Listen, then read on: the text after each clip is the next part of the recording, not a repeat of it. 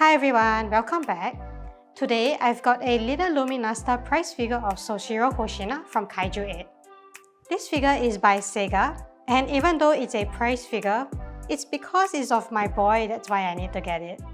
Plus, from the photos I've seen of him online, he looks pretty decent. Hence, I'm really excited to open this up and put him on my shrine.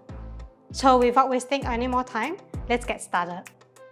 I got this prize figure from a local store called Otaku House. It was about 33 Sing dollars, which is about 25 USD. And to be honest, prize figures should ideally be less than $20. But this is the standard price for such figures in local stores.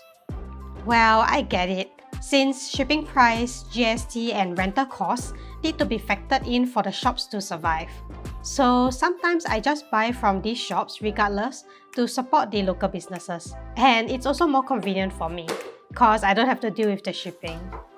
Anyway, in this simple prize figure box, there is only one blister package, and inside, I first have a pair of swords which Hoshina uses. Next, I have the figure of Hoshina, and lastly, a simple black round base.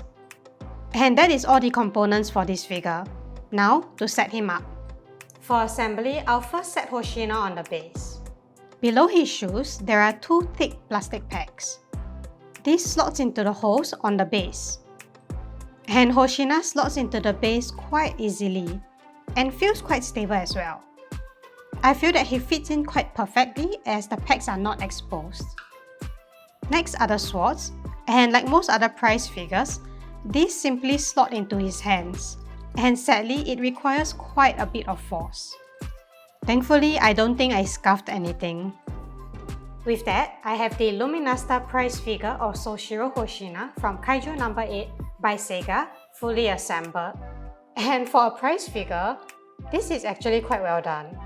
This figure is about 18 cm high, which is slightly smaller than a 1/8 scale figure. And I feel that the amount of details matches this accordingly. Zooming in, I would say Hoshina's face is pretty decent. His eyes are simple since they are closed. However, from certain angles, his face looks too sharp. Well, at least his face looks pretty good to me from the angles which I want to display him in. But my only issue is the seam line at the side of his hair. It's just too obvious. I do hope that the S-Fire figure by SEGA would not have these issues. As for his body sculpt, Hoshina is in his battle suit, which is fairly detailed. The shoulder pads and hoisters are actually included, and the suit is sculpted to look really skin tight, with the nice emphasis on the muscles. The main issue for me is the lack of shading on the black suit.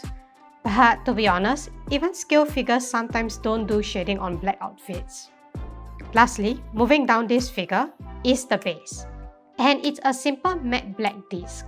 Nothing much to say, but I'm glad that it's fairly compact. Also, since it's not glossy, I'm pretty relieved that my fingerprints won't be left on the base. All in all, I'm really happy with this prize figure of Hoshina. I think they have accurately captured him pretty well, especially his body sculpt. The way they sculpted that suit, so well done. I'm actually looking forward to getting that S-Fire figure of Hoshina, also by SEGA, to do a comparison between the two. I definitely feel that the S-Fire figure has a better body sculpt, but I just want to take a look at how both would compare. I mean, both figures are from SEGA, so look forward to that one once my S-Fire figure of Hoshina comes. For now, my shelf will just settle with this Hoshina. And I'm glad I now have another figure of Hoshina to add to my shrine. And that's the end of today's video. It's a short one for this little prize figure, and I hope you enjoyed it regardless. Let me know in the comments what you think. If you enjoyed what you saw, do leave a like and subscribe with notifications to stay tuned to more videos. Until then, I'll see you next time. Bye-bye!